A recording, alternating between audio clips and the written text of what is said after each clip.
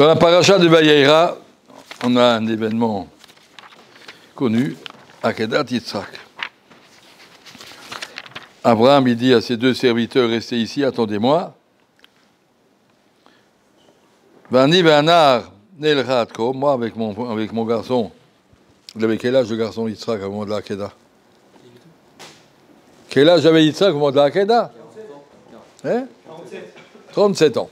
37 ans.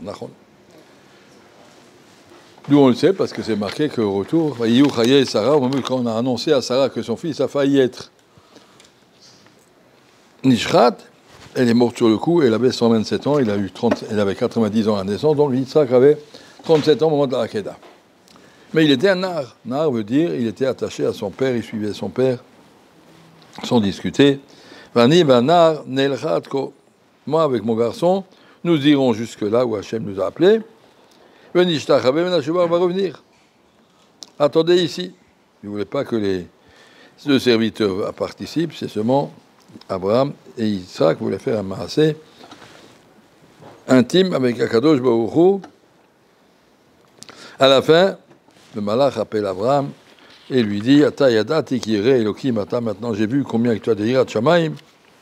Magnifique. Abraham fait une tfila. Akadosh Baruch Hu lui donne une bracha. Vayashov Abraham est retourné vers ses serviteurs. Vayakumu vayelchu yardav be'Beersheva, ils sont partis ensemble à Beersheva. Vayeshev Abraham be'Beersheva, il s'est installé à Beersheva. Pourquoi il est à Beersheva si sa femme habitait à Hebron? Il y a marqué Vayakom Abraham, Vayavo Abraham, l'espoir de Sarah, la semaine prochaine. Il est venu d'où? De Hebron, de Beersheva. Il était à Beersheva, en sortant de la Akedah, il est passé à Beersheva pour aller à Hebron. Ceux qui connaissent la géographie savent que pour aller de Yerushalayim à Beersheva, on passe par Hebron. Là, il a fait Yerushalayim tout un tour pour aller à Beersheva, et il ne reviendra à Hebron qu'après. Il avait dit à sa femme, on revient. Et la grande question, mais où est Yitzhak à cette affaire? Abraham est revenu tout seul. Où est Yitzhak? Où est parti Yitzhak après la Akedah? Alors Abraham est retourné à Beersheva, il ne voulait pas venir tout de suite à Hebron. Il savait qu'il faut annoncer à sa femme progressivement qu'est-ce qui s'est passé. La preuve, c'est qu'on lui a annoncé subitement elle est morte. Il a voulu faire ça doucement. D'abord, je vais à Beersheva, elle s'est passé un peu le temps, envoyer des lettres, tout va bien, à Kol Beseder, qu'elle se calme, et après, il va lui raconter. Mais bon, ça ne s'est pas passé comme ça. En tout cas, l'énigme, c'est où est Yitzhak? Le Midrash demande, mais où est Yitzhak? Yaakov, Abraham avait dit, on va revenir vers vous. Il y a marqué que quand Yitzhak a atteint cette madriga de la Akedah, où il a pu donner sa vie de façon entière et totale à Kadosh Baruch Hu, il n'y a plus grand chose à faire dans ce monde. Il a déjà atteint le summum. Alors Abraham a dit, comment mon fils, comment et moi, j'ai pu atteindre ce niveau? Parce que j'ai étudié la Torah. Seulement par le route de Limoud, on peut atteindre un niveau pareil.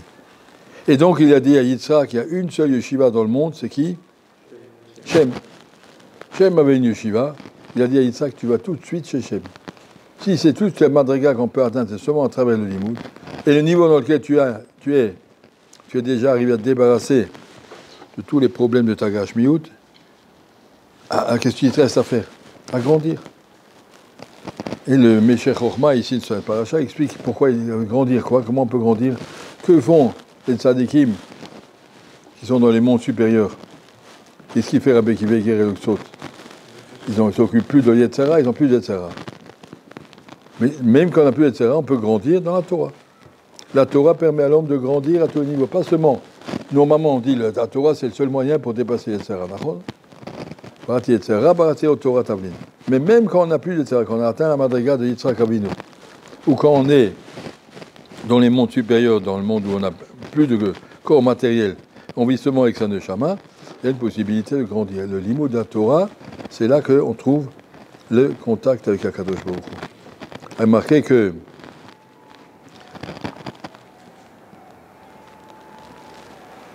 dans le Mishkan, la partie la plus sacrée, plus profonde, c'est le Aaron. Il y a 2 rideaux devant, 1 ou 2 rideaux pour empêcher, on rentre pas là-bas. Une fois par an, le Kohen Gadol, il rentre. Et qu'est-ce qu'il y a là-bas dans le Haron? Les Luchot, la Torah. C'est faire Torah et les Luchot. La Torah, c'est ce qu'il y a de plus proche d'Akadosh Baruch Hu. Akadosh Baruch Hu nous a dit, vous voulez me connaître, vous voulez vous approcher de moi. Nous savons, comme dit le premier chapitre de Sharim, Kirvat Elohim Litov, le seul bonheur qu'un homme peut avoir dans la vie, c'est le bonheur d'être proche d'Akadosh Baruch Hu. Tout le reste, c'est superficiel. Le bonheur profond d'une personne, Kirvat Hashem. Et cette Kirvat Hashem, on peut l'atteindre seulement proximité avec Hashem, seulement à travers l'étude de la Torah. Chazon Ish écrit dans une lettre, celui qui étudie 6 heures, sans parler, sans s'interrompre, il sentira un petit peu Kirvat Hashem. Mais si tu arrives à faire 10 heures, après il continue, tu arrives à faire 11 heures, après il fait 12 heures de suite, sans bouger, tu restes sur ta suga, tu réfléchis. Chazon Ish le faisait. Tu atteins des niveaux que le monde entier n'existe plus pour toi. Tu es attaché à Kadosh Baruch. Le Limud Torah nous permet de vivre dans la Ruchaniyut. Par nature, l'homme il vit dans la Gashmiyut, j'ai faim, je suis énervé, je suis fatigué, je suis paresseux, des tas de trucs. Alors si tu étudies, tout ça se met de côté, n'existe plus, tu n'existes plus, et tu t'approches d'Akadosh Baruch Hu. Ça c'est qu'Abraham a dit à Yitzhak, maintenant que tu as atteint ta shlemut, tu n'as plus d'Yetzera, ça y est, tu as donné toute ta vie à Akadosh Baruch Hu, il n'y a plus rien qui vaut la peine. Tu peux grandir encore, va à la yeshiva. Et Yitzhak est parti à la yeshiva, et nous savons que Yitzhak a donné ça à Yaakov. Yaakov, Ishtam, Yoshev Oalim, Yaakov, toute sa vie, il était à Yoshev Oalim, à part que, une fois qu'il s'est marié, il a dû s'occuper à construire l'Am Israël, mais jusque-là, Yoshev Oalim étudiait la Torah jour et nuit. Remarquez qu'il n'a pas dormi, il s'est couché comme ça un petit peu sur son seder, mais il continuait. Oui. Tout ça pour nous dire la force de l'Imud Torah, la chance qu'on a de pouvoir étudier la Torah, le srout qu'on a d'étudier la Torah. La Torah, c'est quelque chose d'infini, ça veut dire qu'on n'a jamais fini, ça veut dire, je ne peux pas dire le soir je vais dormir, prends un petit peu de Mishnah Bora, prends un peu de Midrash, prends un peu de Mishnah, prends un peu notre Gemara, il y a tas de choses qu'on peut faire. Le Limud Torah, c'est large, ça recouvre tout. Assieds-toi, fais du Chumash, prends le Rambam, prends le Rashi, prends le Kliyaka, prends des tas de jolies choses, Orachaim Akadosh.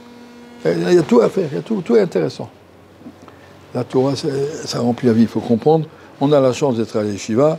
Donnez-vous le niveau et les moyens de pouvoir apprécier, comme on dit en français, kiffer le bonheur du Limoud, le bonheur d'être là attaché à une souria, mais c'est quelque chose, un bonheur ça n'a rien à voir avec toutes les autres choses. Même quand M. Truc est devenu président des États-Unis, il a gagné, grand bonheur. C'est un bonheur qui dure 5 minutes. La Torah, c'est un bonheur qui dure l'éternité pour toujours, tout ça là-dedans. S'attacher au Limud Torah, c'est tout ce qui donne à personne un kécher avec l'absolu, avec l'infini.